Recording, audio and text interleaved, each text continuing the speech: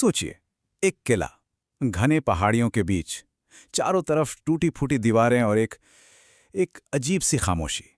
दिन के उजाले में तो ये बस एक ऐतिहासिक खंडहर लगता है, लेकिन कहते हैं जैसे ही सूरज ढलता है, यहाँ की पूरी फिजा ही बदल जाती है।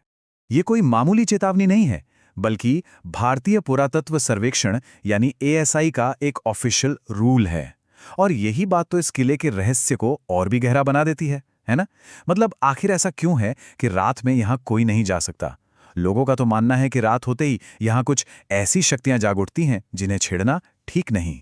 तो फिर सवाल यही उठता है कि भारत के सबसे भूताहा माने जाने वाले इस किले के पीछे का असली सच क्या है? क्या ये सच में कोई श्राप है, कोई अलौकिक शक्ति, या फिर इसका जवाब कहीं इतिहास और विज्ञान की किताबों में छिपा हुआ है? चलिए आज मिलकर इस पूरी पहेली को परत दर परत खोलते हैं। तो सबसे पहले बात करते हैं उस कहानी की जो भानगढ़ के नाम के साथ सबसे ज्यादा जुड़ी हुई है। ये कहानी है एक खूबसूरत राजकुमारी की और एक ऐसे शक्तिशाली तांत्रिक की जिसका जुनून, जिसकी अधूरी मोहब्बत एक पूरे शहर की तबाही का कारण बन गई। तो कहानी कुछ यूं है कि सिंघिया नाम का एक तांत्रिक था जो काले जादू का माहिर माना जाता था। वो राजकुमारी रत्नावती को किसी भी हाल में पाना चाहता था, तो उसने एक साजिश रची। उसे पता चला कि राजकुमारी की दासी बाजार से उनके लिए बालों का तेल खरीदने आई है। बस उसने इसी मौके का फायदा उठाया और उस तेल पर वशीकरण मंत्र फूंक दिया। लेकिन उसकी ये चाल कामयाब नहीं हो पाई। राजकुमारी को ना जाने कैसे इस साजिश की भनक लग गई और उन्होंने गुस्से में वो बोतल उठाई और पास की एक बड़ी सी चट्टान पर दे मारी। और हुआ ये कि वो चट्टान लुढ़क कर सीधा सिंघिया के ऊपर जा गिरी। अब पत्थर के नीचे दबकर मरते हुए अपनी आखिरी सांसों में उस तांत्रिक ने भानगढ़ को वो भयानक श्राप दिया जिसने, कहते हैं, हमेशा के लिए इस जगह की किस्मत पर ताला लगा दिया। और पता है, कहते हैं कि उस श्राप का असर दिखने में जरा भी देर नहीं लगी। कुछ ही वक्त बाद एक पड़ोसी राज्य ने भानगढ़ पर हमला कर दिया। एक भयानक युद्ध छिड़ा जिसमें न सिर्फ राजकुमारी रत्नावती की मौत हुई, बल्कि पूरा का पूरा भानगढ़ शहर तबाह हो गया। लोगों के लिए तो ये सिंघिया के श्राप का जीता जागता सबूत था, बिल्कुल आंखों के सामने। लेकिन रुकिए, कहानी सिर्फ इतनी ही नहीं है। भानगढ़ से जुड़ी एक और किंवदंती भी है। ये कहानी है भानगढ़ को फिर से बसाने की एक कोशिश की और एक ताकतवर साधु की एक बहुत बड़ी चेतावनी की। तो हुआ ये कि जब राजा माधो सिंह ने इस उजड़े शहर को दोबारा बसाने की कोशिश की, तो वहां रहने वाले एक साधु बाबा बालनाथ ने उनके सामने एक शर्त रखी। शर्त बहुत सीधी सी थी। उन्होंने कहा, किला बनाओ, कोई दिक्कत नहीं, लेकिन इसकी दीवारें इतनी ऊंची मत करना कि इसकी परछाई मेरे आश्रम पर पड़ने लगे।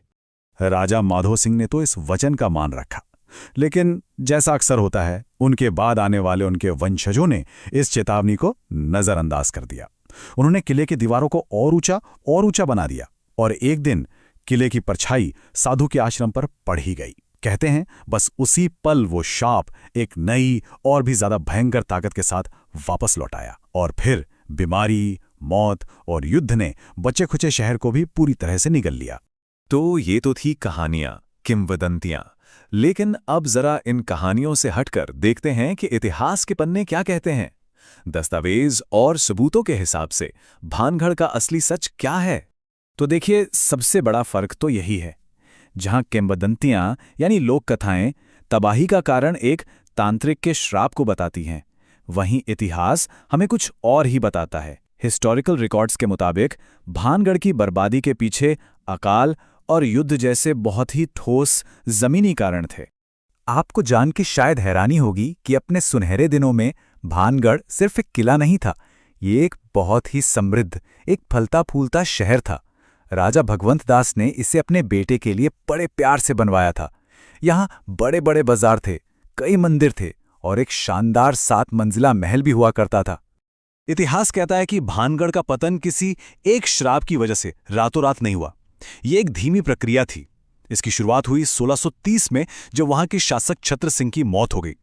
फिर अगली सदी में पास के आमेर राज्य की ताकत बढ़ने लगी और भानगढ़ का पॉलिटिकल इंपॉर्टेंस कम होता चला गया। और फिर 1783 में वो विनाशकारी चालीसा अकाल पड़ा। बड़े पैमाने पर भुखमरी फैली।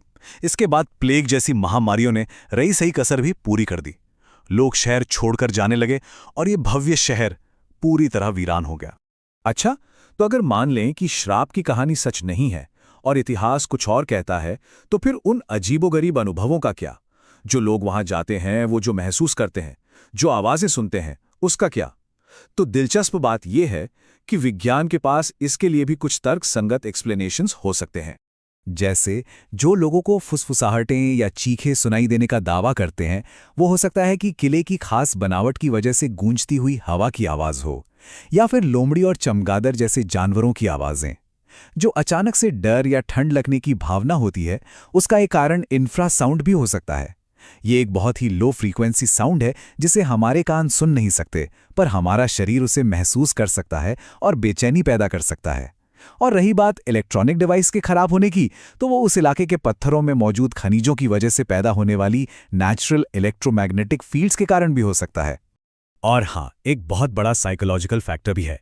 इसे कहते हैं एक्सपेक्टेशन बायस। इसका मतलब है कि जब हम किसी जगह पर ये उम्मीद लेकर जाते हैं कि वो भुताहा है, तो हमारा दिमाग हर मामूली आवाज़, हर परछाई को भूत प्रेत का सबूत मानने के लिए तैयार रहता है।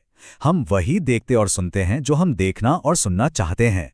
यहाँ तक कि कई पैरानॉर्मल इन्वेस्टिगेटर्स की टीमों ने भी भानगढ़ में खोजबीन की है, रातें गुजारी हैं, लेकिन आज तक किसी को भी ऐसा कोई साइंटिफिकली वेरीफाइबल, यानी वैज्ञानिक तौर पर साबित किया जा सकने वाला सबूत नहीं मिला है जो ये कह सके कि हाँ, यहाँ भूत हैं। तो अब तक हमने भानगढ़ को 3 अलग-अलग चश्मों से देखा है। एक है किंवदंती का, दूसरा इतिहास का और तीसरा विज्ञान का। लेकिन भानगढ़ की जो असली कहानी है ना, वो शायद इन तीनों को मिलाने से ही पूरी होती है।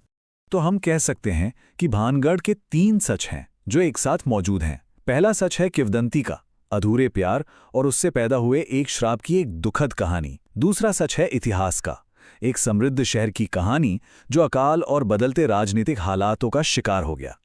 और तीसरा सच है विज्ञान का, जो हमें मनोविज्ञान, अकूस्टिक्स और दूसरी प्राकृतिक घटनाओं के बारे में बताता है। लेकिन अब आती है सबसे दिलचस्प और थोड़ी अजीब सी बात। आज भानगढ़ को जो चीज़ जिंदा रखे हुए है, वो है उसका डर, उसकी भूताहा होने की रेपुटेशन। इसी रहस्य ने वहां डार्क टूरिज्म को जन्म दिया है, और ये टूरिज्म आज वहां की लोकल इकोनॉमी, मतलब स्थानीय अर्थव्यवस्था का एक बहुत बड़ा सहारा है। तो फिर आखिर में सवाल वही है, असली सच क्या है? हो सकता है ये हमेशा एक रहस्य ही बना रहे, लेकिन एक बात तो साफ है, सच चाहे जो भी हो, श्राप हो, इतिहास हो या विज्ञान, भानगढ़ को जो चीज अमर बनाती है वो है उसका डर, वो है उसकी कहानियां, और शायद यही डर ही है जो इस किले को कभी मरने नहीं देगा।